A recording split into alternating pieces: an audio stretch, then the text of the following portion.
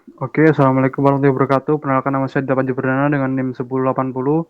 Saya di sini ingin mempresentasikan hasil LKM 5 saya, yaitu tentang K-means dan juga clustering. Untuk nomor satu itu kita disuruh menormalisasikan dataset Citlewiter menggunakan normalisasi min-max. Nah, ini untuk dataset Citlewiternya. Uh, untuk codingannya seperti ini, kita import dulu library yang dibutuhkan untuk memproses si k-means dan juga clusteringnya. Ada matplotlib, ada scalar preprocessing dengan import min max scalarnya. Lalu ada k-means yang diimport dari scalar cluster. Lalu ada juga seaborn yang akan kita pakai nantinya. Pertama-tama kita mount dulu drive yang kita pakai. Kita ambil dulu datasetnya dari drive dengan path-nya itu my drive. Lalu kita taruh di variabel data. Lalu kita itu memilih kolom yang dipakai, yaitu ada 4 kolom. Ada kolom precipitation, ada temperatur max, temperatur min, dan juga wind. Selain itu, kolom yang tidak dibutuhkan akan di drop. Lalu min max scalar-nya kita definisikan di dalam sebuah variabel scalar. Lalu kita eksekusi, kita buat normalisasi, kita buat variabel normalisasi data dengan data frame-nya nanti itu kita skalain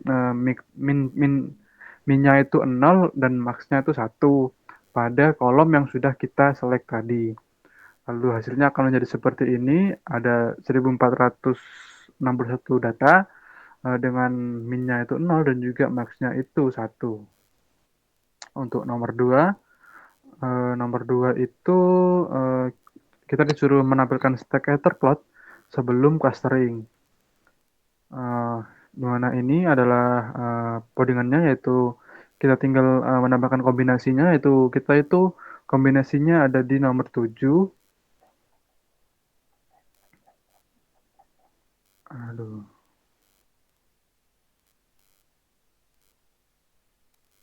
Di mana ada precipitation dan juga Tmax, Tmin dan juga wind, precipitation dan juga Tmin, Tmax dan juga wind.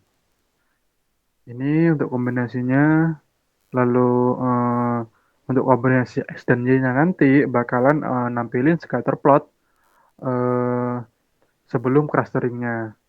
Dimana ini untuk outputnya, ini untuk precipitation dan juga Tmax, ini untuk Tmin dan juga wind, dan juga ini untuk precipitation dan juga Tmin, ini Tmax dan juga wind. Untuk nomor 3,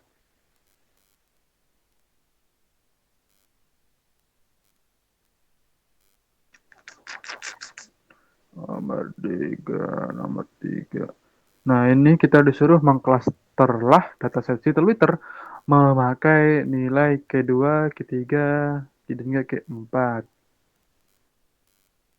Nah, ini untuk ini adalah kita itu buat variabel cluster resultnya itu untuk uh, si datanya nanti gitu kan. Datanya itu nanti ada combination di mana X dan Y-nya nanti, yaitu misalkan X-nya itu si Temin, si Y-nya itu nanti Win atau yang lainnya. Lalu kita itu nanti bakalan acak, dan juga setiap combination-nya itu nanti bakalan kita bagi menjadi ada yang klasternya 2, klasternya 3, dan juga klasternya 4.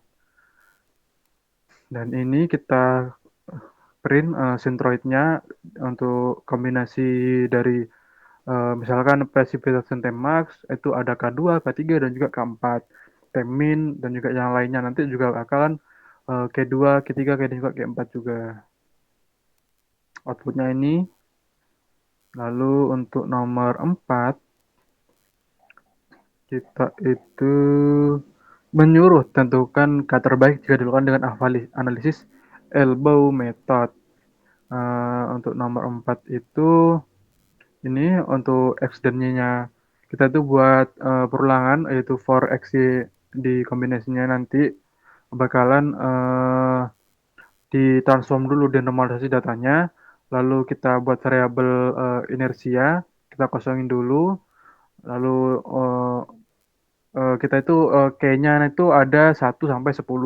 di mana nanti kita coba satu-satu pada setiap kombinasi yang ada, itu misalkan precipitation dan juga temas dan juga yang lainnya tadi. Kita bakal coba satu-satu dan juga kita masukin inersianya dengan pakai metode elbow method. Outputnya seperti ini. Nah ini di sini tuh yang di kiri inersia itu menunjukkan jumlah jarak kuadrat dari titik pusatnya. Jadi semisal ini 80, jadi itu jaraknya mungkin sangat jauh dari titik pusatnya, dan juga semakin sedikit itu berarti semakin dekat juga jaraknya dari si titik pusat. Ini untuk outputnya. Lalu yang kelima itu kita disuruh maafkan scatter plot setelah clustering. Nah, ini untuk kodenya pertama-tama itu kita saya definisikan si klasternya kan ada 2, 3 dan 4. Saya itu pakai nomor 2 ini untuk klaster 2 itu ada dingin atau basah dan juga panas atau kering. Untuk klaster ketiga itu berarti ada 3 kelompok, yaitu ada dingin basah, sedang normal, dan juga panas kering. Ada keempat ada 4 klaster, ada dingin basah, lembab hangat, panas kering, dan juga angin dingin. Nah, ini kita buat looping, di mana kita tambahkan si clusternya nanti pada setiap variasi ataupun kombinasi yang ada. Lalu setelah itu kita print scatter plotnya, di mana nanti bakalan ngewarnain cluster-clusternya nanti itu bakalan dibedain dengan warna. Nah, ini untuk outputnya. Untuk Tmax Win dengan dua cluster, yaitu ada panas kering dan juga dingin basah seperti ini. Yang lainnya juga seperti ini. Ini sudah saya masukkan di output LKM-nya. Oke, lanjut ke nomor 6. Di sini kita itu disuruh uh, menganalisis, kalau nggak salah, ya menganalisis perbandingan scatter plot sebelum dan juga setelah clustering. Nah, di mana tadi kan dari yang tampak kasat matanya saja ya teman-teman, itu ada dua perbandingan yang membedakan, yaitu ada pengelompokan ataupun clustering dengan perbedaan warna. Jadi untuk yang, nah ini nomor 2 tadi kan kita tuh nggak tahu ini apa sih, ini titik-titik apa, eh, titiknya tuh dipakai nanti buat apa. Nah, kalau misalkan kita pakai clustering, oh kita itu tahu. Jadi kalau misalkan titik yang di bawah itu eh, dikelompokkan ataupun masuk ke dalam kelompok panas kering. Jadi tem maxnya itu nggak sampai 0,4. 0,4 di sini dalam normalisasi data ya.